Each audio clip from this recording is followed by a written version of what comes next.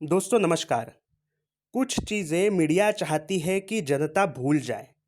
मनसुख की हत्या के बाद सचिन वाजे डिनर पार्टी के लिए जाता है। पहले वो एंटीला के बाहर विस्फोटक रखता है, फिर अपने साथी मनसुख हिरन की हत्या करता है, फिर उसकी बॉडी समुंदर में बहा देता है, फिर वो बॉडी तैर कर वापस आती है, फिर उसका पोस्टमार्टम करवाने के लिए सचिन वाजे वो बॉडी कलवा के पास किसी अस्पताल ले जाता है। वहां पर सचिन वाजे खुद मौजूद रहता है, फिर किसी से मिलता है और सचिन वाजे निश्चिंत हो जाता है और होटल खाना खाने जाता है।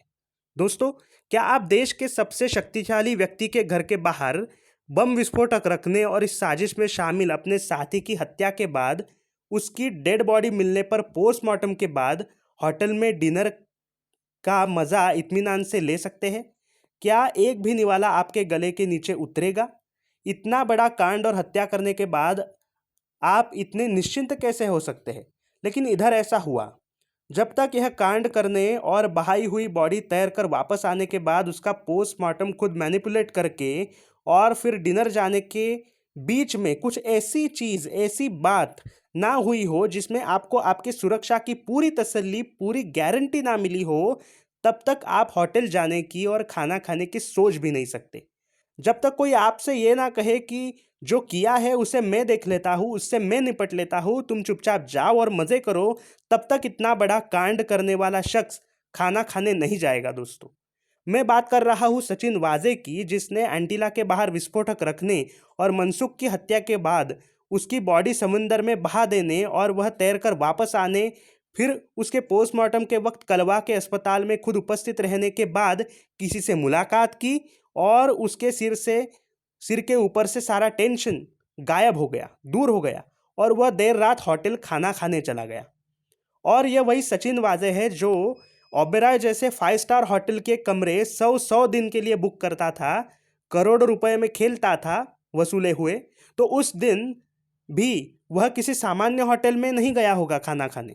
और यह मैं दावे के साथ कह सकता हूँ, क्योंकि इंडिया टुडे के उस आर्टिकल में जिसके हवाले से मैं ये सारे बातें कह रहा हूँ, उसमें उस होटल का जिक्र नहीं है। एनआईए चार्जशीट का हवाला देते हुए इंडिया टुडे के इस आर्टिकल में लिखा है कि चार्जशीट में लिखा है कि एंटीला कांड से पहले सचिन वाजे अनिल देशमुख से मिलने गया था और एंटीला कांड तथा मनसुख हिरन हत्या, बॉडी की बरामदगी और पोस्टमार्टम जिधर हुआ वहां खुद उपस्थित रहने के बाद महाराष्ट्र के मुख्यमंत्री से मिलने गया था, उद्धव ठाकरे से मिलने गया था। मुख्यमंत्री से मिलने के बाद वाजे जिस होटल में अपने साथियों के साथ खाना खाने गया था, उस होटल के नाम का जिक्र जाहिर है इसलिए नहीं है क्योंकि उस होटल की बदनामी ना हो, क्योंकि वह होटल भी 5 स्टार होटल ही होगा, कोई ढाबा तो नहीं होगा। तो उस दिन वाजे होटल गया है तो उस होटल के सीसीटीवी फुटेज में क्या वाजे कैद नहीं हुआ होगा? क्या एनआईए के पास उस होटल का सीसीटीवी फुटेज नहीं है जिसमें विस्फोटक और हत्याकांड के बाद माथे पर एक भी शिकन ना हो, चेहरे पर एक भी चिंता की लकीर ना हो, ऐसा वाजे उस होटल में खाने पर टूट पड़ा हो, विस्की स्कॉच मंगाकर चिकन या मटन खा रहा हो? क्या पता कौन सी अलौकिक शक्ति उसे यह अभय दे गई इस दो घटनाओं के बीच में, पोस्टमार्टम के बीच में और होटल में खाना खाने जाने के बीच में कौन सी अलौकिक शक्ति उसे यह अभय दे गई कि उसका होटल जाने का मूड हुआ और ना कि घर जाने का और सो जाने का? न्यूज़ आर्टिकल में जिक्र है कि रात के 10 बजे वह मुख्यमंत्री से मिलने गया था। मुख्यमंत्री के घर क्या सचिन वाजे सच में 10 बजे उस दिन गया था? अगर गया था तो क्या मुख्यमंत्री निवास की सीसीटीवी फुटेज एनआईए के पास है, या वह सीसीटीवी फुटेज हासिल करने के लिए कोर्ट से इजाज़त लेनी पड़ेगी? अगर मुख्यमंत्री के घर के बाहर की सीसीटीवी फुटेज जब्त करने के लिए कोर्ट से इजाज़त की ज़रूरत है, तो कम से कम उस होटल की सीसीटीवी फुटेज तो सामने लाए जिसमें एक साधारण सा एपीआई सबसे बड़ा कांड करके मज़े से डिनर कर रहा है। क्या इसलिए मुख्यमंत्री ठाकरे ने पूछा था कि सचिन वाजे कोई ओसामा बिन लादेन है क्या? क्या आपने ऐसा इसलिए कहा क्योंकि आपको पता था कि यह बंदा सच में ओसामा बिन लादेन जितना ही घातक है, क्योंकि वह आपसे मिलने खुद उस रात आया था उसने किया हुआ कारनामा आपको बताने? वाजे वह कांड करने से पहले और बाद में कहाँ कहाँ गया, उस चौराहे चौराहे की फुटेज हमें मीडिया ने दिखा दी थी। लेकिन देशमुख के घर के बाहर की सीसीटीवी फुटेज और मुख्यमंत्री निवास की सीसीटीवी फुटेज मिलने में कुछ ज़्यादा ही वक्त लग रहा है, ऐसा आपको नहीं लगता? खैर, मैंने बस दर्शकों को ये बात याद दिलाई कि ये बिंदु याद दिलाया जो आपको कभी भी भूलना नहीं चाहिए।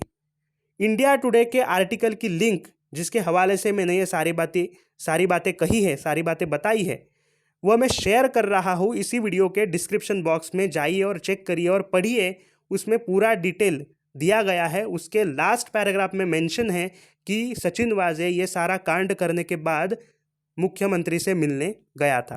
तो मैं नहीं चाहता कि ये जो महत्वपूर्ण बिंदु है आप भूलें, इसलिए मैंने आपको याद दिलाया। मैंने मेरे पिछले एक वीडियो में इसका मेंशन ज़रूर किया है, इस पर एक वीडियो बनाया है लगता है, लेकिन इस बार मैं चाहता हूँ कि ये बात आप बिल्कुल न भूलें, क्योंकि अब सचिन वाजे जो भी कुछ बोल रहा है उसे विस्फोटक या बम करार दिया जा रहा है, विस्फोटक करार दिया जा रहा है। तो ये जो बात सचिन वाजे ने बोली है एनआईए के सामने, क्या ये विस्फोटक नहीं थी? क्यों इस पर चर्चा नहीं हुई? ये महत्वपूर्ण बिंदु है, इसलिए मैंने ये आपको याद दिलाया है इस वीडियो के माध्यम से। तो इस वीडियो को लाइक करें, शेयर करें, सब्सक्राइब करें, बेल आइकन को क्लिक करें ताकि आपको आने वाले अपडेट्स भी मिलते रहे। धन्यवाद।